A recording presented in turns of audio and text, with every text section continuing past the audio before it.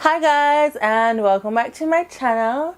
And today we'll be doing a story time.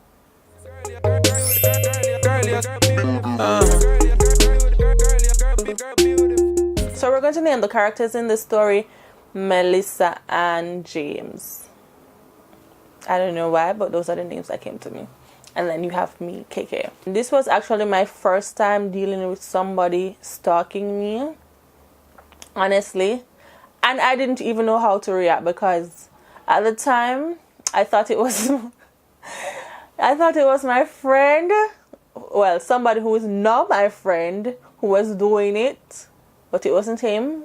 And I've apologized 10 million times for actually putting him through that hell, because I actually thought it was him. So I used to get random phone calls from this person. It didn't matter at the time. They would call me and say, "Oh, I look sexy today. I like your hairstyle. I like that you had on that pants. I saw you at the cafe eating," or describing what I have on and hanging up the phone. So I knew it had to be somebody from my academy. I just didn't know who, and I didn't know whether or not the person lived on campus until the person started calling me at night time. And then I was like, it definitely had to be somebody that was going to my school, one, and it had to be somebody who lived on campus. It was real creepy to the point where I told my boyfriend at the time, and I was like, who did I give my number? I only gave my number to like 3 guys at the time that was different from persons I knew on campus. So it's like, it definitely was not somebody I knew, because the voice, I would have picked up on the voice because I'm very good at picking up voices.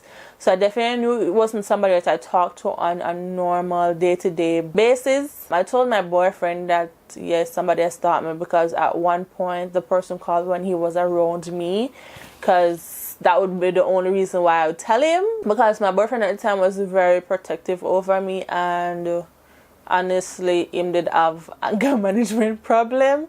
So I was not going to tell him that, and trying to figure out who it was, and then mistakenly says that person, it wasn't that person, which at the end of the day did happen. He knew, and some of my girlfriends from dorm knew. It ended up being very scary because the person started creeping me out, calling me, breathing in the phone, and then saying stupid things, as I stated before, like real stupid things. I can understand if you like somebody and you want to talk to them normal, like, "Hi, what's up, how was your day, blah blah blah." But calling me and telling me that you like what I have on, you saw me there, and you wanted to talk to me, but you were too shy to come up to me, and hanging up the phone without having a conversation, that was very scary. So it developed over time where I would not even answer a private call because I was afraid that it was him. So if I got a private call and then I got a voice message stating who it was, then I'd probably answer the call. But if not, I'm sorry for anybody who called me, because I'm not answer no private call. So it became an issue where I was trying to figure out who it was. And as I stated, I gave my number to 3 other persons out of who I'd normally give my number to. So I was like, it had to be that person. It had to be him, because he was the only person that I could think of that would do something. Well, not even do something like that, because that person isn't. Because I'm just going to say Oreo, because most people don't know who Oreo is, because Oreo is not that person. So it could not have been Oreo. But at the time, I did not know Oreo. I told my boyfriend that it had to be Oreo. Who else could it be but somebody that I gave my number to, right? My boyfriend, as I stated early on, has anger management problem. And he is very overprotective of me back then. And he went up to Oreo and was like, "Why you're stalking my girlfriend, blah blah blah blah." I think they had some argument. I didn't even know about the argument until like later on, when Oreo came to me and was saying, why would I tell my boyfriend that he was stalking me? And I was like, because you are, because who else could it be? I don't know anybody else. And then we were in a situation where I don't know if it's him, but it's just him because I don't know who else it could be. That's how it was. And then, like, afterwards, after all of that big issue being developed, because it was horrible, it turned into something that it should not have turned into, because the dorm that Oreo was in and that my boyfriend was in already, they had issue, dorm beef, I guess. It turned out not being good. So one night it did happen again where the person called, and I thought it was over because we find out that we're right, like we find out that Oreo do it. And it so happened that the person called again. I was like, no, it couldn't be Oreo, because when I already deal with the issue and everybody say, alright, cool, whatever, boom. So why would he be doing it still? So I was like, no, it's not Oreo. So Melissa was like, oh, I forgot, I sold your number to James for $500. I was like, you did what? To who? To where? To when?